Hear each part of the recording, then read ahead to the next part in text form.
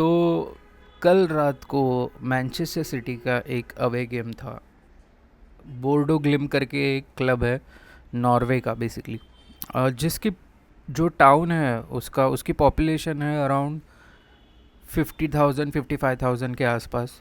और Manchester city का जो स्टेडियम है, होम स्टेडियम, एथिहाड स्टेडियम, जिसकी कैपेसिटी है मोर देन 60,000 63,000।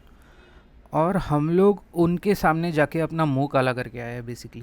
और और भाई, इस गेम के बारे में बात करने के लिए सच्ची में मेरा मन ही नहीं कर रहा है। मतलब इतना बुरा मैनचेस्टर सिटी का पिछले मतलब 2026 से जो ये फॉर्म जो चल रहा है ना, मतलब ये हम अब देखा तो एफए कप के अगेंस्ट, एफए कप में जो एक्स्ट्रा सिटी के साथ जो 10-0 से जो हम लोग 10-1 से जो हम लोग जीते थे वो, और न्यू कासल के साथ हम लोग कैसे जीते। अभी तो मुझे ऐसा लग रहा है कि हम लोग बहुत लकी थे कि न्यू कासल के अगेंस्ट वो कारवा कप में हम लोग सेमीफाइनल में लेग वन में हम लोग जीत गए। वरना मुझे नहीं पता हम लोग न्यू कासल जाके हम लोग कैसे वहाँ पे उनके होम ग्राउंड में हम लोग वो मैच जीते। क्योंकि ये जो फॉर्म चल रहा है ना, मतलब ये इतना बेकार है, मतलब कि क्या बोलूँ। तो बात करते कल के मैच के बारे में कि एग्जैक्टली क्या हुआ, क्या फॉर्मेशंस खिलाई थी पेप ने और क्या हुआ उस फॉर्मेशंस का। तो सबसे पहले जो बात करते हैं, जो स्टार्टिंग लाइनअप जो हम लोग ने खिलाई उसमें हम, मतलब ये जो एट नूरी को राइट बैक खिलाने का जो डिसीजन था वो मुझे बिल्कुल भी नहीं समझा।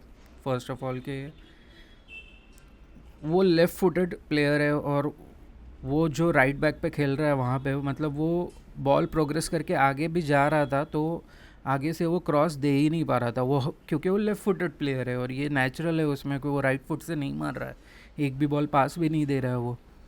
तो वो हमेशा बॉल प्रोग्रेस करके जब भी आगे जा रहा था तो भी वो पीछे वापस से पीछे ही बैक पास दे रहा था और साइड में अंदर पास दे रहा था उसके लेफ़्ट फुट से, क्योंकि वो लेफ़्ट फुटेड प्लेयर है। तो रायन डायनोरी का राइट बैक पे खेलना कोई भी सेंस नहीं बनता। तो ये गलती पूरी तरीके से पेप की है। किसी तरीके से अच्छे से अलग चीज़ से मैनेज करना चाहिए था। रिको लुइस को उसने मिडफील्ड में क्यों खिलाया मुझे समझ में नहीं आया, जबकि उसको राइट बैक में ही खिलाना चाहिए था और बाद में वो इन्वर्ट करता है वो वैसा चलता था। लेकिन ये उसने एट नूरी को राइट बैक पे चालू करके मुझे नहीं लगता सही डिसीजन लिया। तो कुसनोव और मैक्स एलेनी के जो सेंटर बैक पेयरिंग है, इन एक्सपीरियंस है गाइस, और ये तो समझ में आता ही है उनका इन एक्सपीरियंस यहाँ पे चैम्पियंस लीग में बिल्कुल भी काम नहीं आने वाला है। मार्क गी जिसका साइनिंग हमने ऑलरेडी करके रखा है, वो ये चैम्पियंस लीग के फेज़ में अभी तक अवेलेबल नहीं होंगे। हम लोग आगे वाले राउंड्स में जब भी नॉकआउट स्टेजेस में प्रोग्रेस करेंगे तभी वो खेल सकते हैं, मार्क गिवेई और एंटोन समेनियो। तो वो तभी दोनों प्लेयर अवेलेबल होंगे, लेकिन तब तक तो हमको इनसे ही मैनेज करना पड़ेगा। और two individual mistake costers that both goal, जो मैक्स एलेनी ने दोनों मिस्टेक्स किए।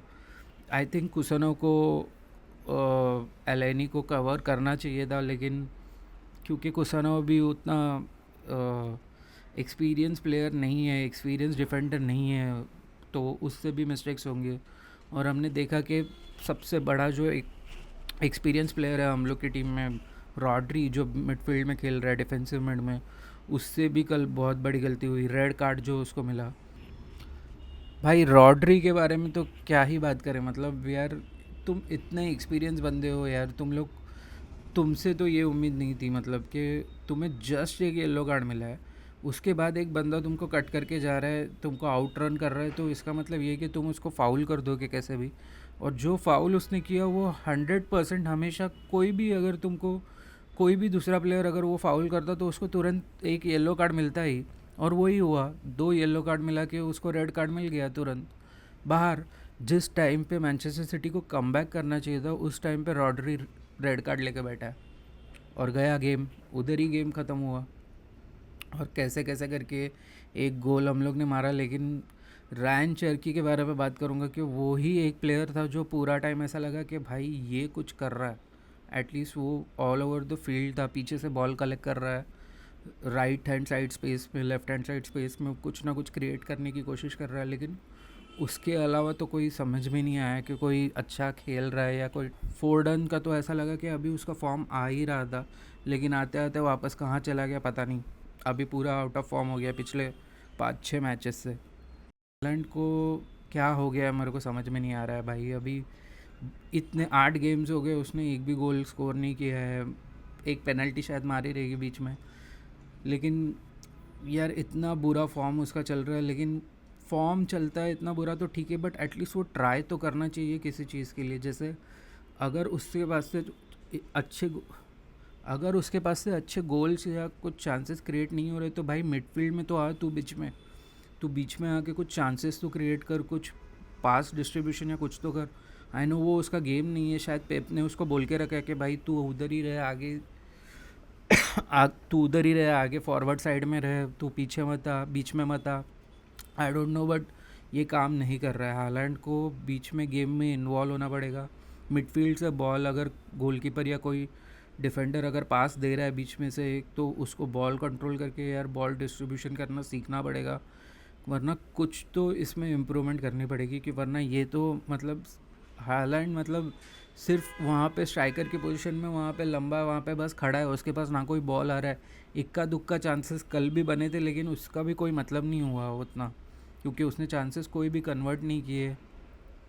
और मतलब ऐसा लगा ही नहीं कभी भी कि हालैंड कुछ गोल मारने के लिए नज़दीक गए हैं या कुछ। तो अगर हम लोग स्टैट्स भी देखें तो स्टैट्स में भी अगर आप देख सकते हैं कि टोटल शॉट्स जो लिए वो 16 लिए, ऑन टारगेट सिर्फ 5 गए। तो मतलब इससे ही पता चलता है कि ऑन टारगेट हम लोग ने उनके गोलकीपर को ज़्यादा ट्रबल ही नहीं किया है वैसे तो। और एक और स्टैट्स हम लोग ने अगर बॉल पोजीशन का देखा तो यहाँ पे 34% में उन्होंने हम लोग से ज़्यादा XG क्रिएट किया 1.6 का, और हम लोग ने 1.23 का। 66% पोजीशन हम लोग के पास थी फिर भी। तो हम लोग कितने वेस्ट थे, मतलब हम लोग बहुत ही हमारे एंड में बहुत ज़्यादा बॉल पोजीशन रख रहे हैं, वहाँ पे ही पासिंग चल रही है हमेशा की तरह वही। और वो कुछ आई थिंक मुझे उसमें कुछ चेंजेस दिख नहीं रहे कि पेप कुछ चेंज करेगा। तो ये वाला जो परफॉर्मेंस था, मतलब टैक्टिकली तो मुझे लगता है कि बोर्डो ग्लिंट ने हमको टैक्टिकली भी आउट क्लास किया है। उसके बाद से तो जो स्कोर लाइन अभी जो दिख रही है 3-1 की, this could have been more worst than 3-1। यहाँ पे बोर्डो ग्लिम्ट का एक ऑफसाइड गोल भी था, उसके बाद उन्होंने और भी बहुत सारे चांसेस थे जो उन्होंने फिनिश नहीं किए, वरना यहाँ स्कोर लाइन तो 5-1 या 6-1 भी हो सकती थी। तो इतना बुरा परफॉर्मेंस था मैनचेस्टर सिटी का। और तो कल की जो हार है उसका ब्लेम पेप गार्डियोला को जाना ही चाहिए, क्योंकि आई नो प्लेयर्स के इंडिविजुअल मिस्टेक्स भी है और प्लेयर्स ने परफॉर्म भी नहीं किया उतने लेवल का अच्छा। लेकिन भाई जो तू ये हाई लाइन खिला रहा है ये वाले डिफेंस के साथ, that does not make sense. मतलब किसी भी एंगल से ये, मतलब कल के मैच में तो ऐसा लग रहा था कि हम लोग हाई लाइन खेल रहे थे, लेकिन ये लोग रिकवरी में इतने लथार्जिक थे। मतलब हर एक चांस में हर एक बार जब भी हम लोग वहाँ पे जाके उनके हाथ में जाके बॉल लूज़ कर रहे थे, और जब उनका अटैक बन रहा था, ऐसा लग रहा था कि भाई अब तो इन लोग का गोल जाने ही वाला है। इतने ओपन एंडेड चांसेस थे उनको कि मतलब क्या बोले। तो ये जो टैक्टिक्स है जो पेप गार्डियोला और जो मतलब मैनेजर को देखनी चाहिए हमेशा, कि अडाप्ट करना चाहिए, वर्क करना चाहिए। ये पेप क्यों नहीं कर रहा मुझे समझ में नहीं आ रहा, और कुछ ना कुछ चेंज तो यहाँ पे चाहिए, वरना ऐसा ही चला रहा तो भाई सही का हाल बुरा होने वाला है ये सीज़न।